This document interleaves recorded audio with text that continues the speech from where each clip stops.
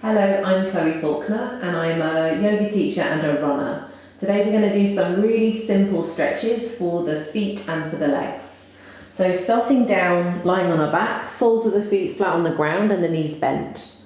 Hug your right knee in towards your chest and squeeze the knee nice and close in towards you. Then bring your hands around the back of your right thigh and interlace your fingers. Extend your right leg up towards the sky as much as feels possible. Don't worry if it doesn't straighten. And now press your leg into your hands so your leg moves away from your body, so you've got a bit more space for the right hip. Now begin to circle your right foot 3 times slowly in one direction, really trying to press through the ball of the foot, press through the heel, and try to articulate the movement as much as feels possible as you circle through the foot and the ankle. And then begin to circle 3 times in the opposite direction. So don't worry if you feel a few little crunches or if you feel some tightness around the foot or the calf muscle. It's totally normal. And then come back to neutral and flex in towards your right foot. So your heel is pressing up and the toes are drawing back towards you. And just like you did a moment ago, press your leg into your hands and think about lifting your right heel just a little bit higher. Now, if it's possible, extend your left leg out along the floor so that opens up the left hip as well. If that's too much for your back, just keep the leg bent. Now take a breath in. And as you exhale, point your right foot like a ballerina so you get that deep stretch through the top of the foot. Now flex the foot, so the heel presses up and the toes draw back towards you. Point the toes to press through the ball of the foot, then allow the toes to follow.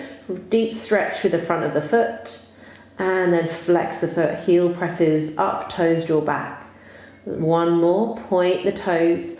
So you might feel it all the way into the outside of your right leg, and then flex the foot, so heel presses up, toes draw back towards you.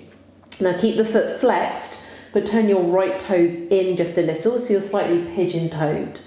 Keep your leg pressing into your arm, and now just draw your right leg across your body so the leg moves slightly over to the left. So you're not bringing it all the way over, you're just bringing it across until you start to get sensation through the right side of your leg. So I went for a long run today, so I can feel it quite deeply through this right outer hip and thigh.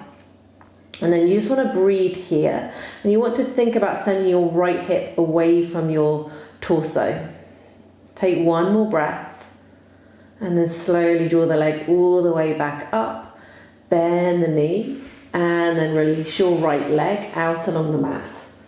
And just notice before you come to the other side if there's any difference between the right and the left side of the body. So my right leg feels much longer and more spacious than the left. Now bend the knees, feet on the ground, and hug your left knee in. So interlace fingers and squeeze the left knee close in towards your chest. Then bring your hands around the back of the thigh, interlace your fingers, and then stretch your left leg up towards the sky. And again, just to the point that feels possible. Now send your left leg away from your body to create space for the hip. And now just like we did on the other side, begin to circle slowly 3 times through the foot and the left ankle. So really trying to exaggerate the movement. So you're pressing through the balls of the feet, pressing and releasing through the toes. Just taking one more circle in this direction. So you're wanting to keep the movement fairly slow and then start to send it in the opposite direction. And you might feel it in different places on one side of the body to the other. That's normal. We often use one side of the body more than the other when we're running. And then just drawing the leg back and the foot back to neutral. Now flex into your foot so the heel presses up and the toes draw back towards you. So same thing as we did on the other side. An option here to extend your right leg out along the mat. And again, if that aggravates your back, just re-bend the knee. So as you press your heel up towards the sky, the toes draw back. Take a breath in, and as you exhale, point your toes a lot, so you really stretch through the top of the foot. Flex the foot, heel presses up, toes draw back towards you. And then press through the ball of the foot first, and then allow the toes to follow as you release through the front of the foot. Flex the foot, heel presses up, toes your back towards you. And then point the toes. So spread through the ball of the foot, reach through the toes, so you're pointing through the top of the foot. And then come back to neutral. So as you come back to neutral, you're then going to press the heel up and draw the toes back so the foot is flexed still. Turn your left toes in a little, so you've got that slight pigeon toe sensation. And then draw your left leg part way across your body, just until you feel sensation. So you might feel it in a different place on one side to the other. Think about continuing to press in towards your heel, and that helps to release through the calf muscle. And think about continuing to send your left thigh away from your torso. And just take one more breath here. And then slowly draw the leg back and release the leg.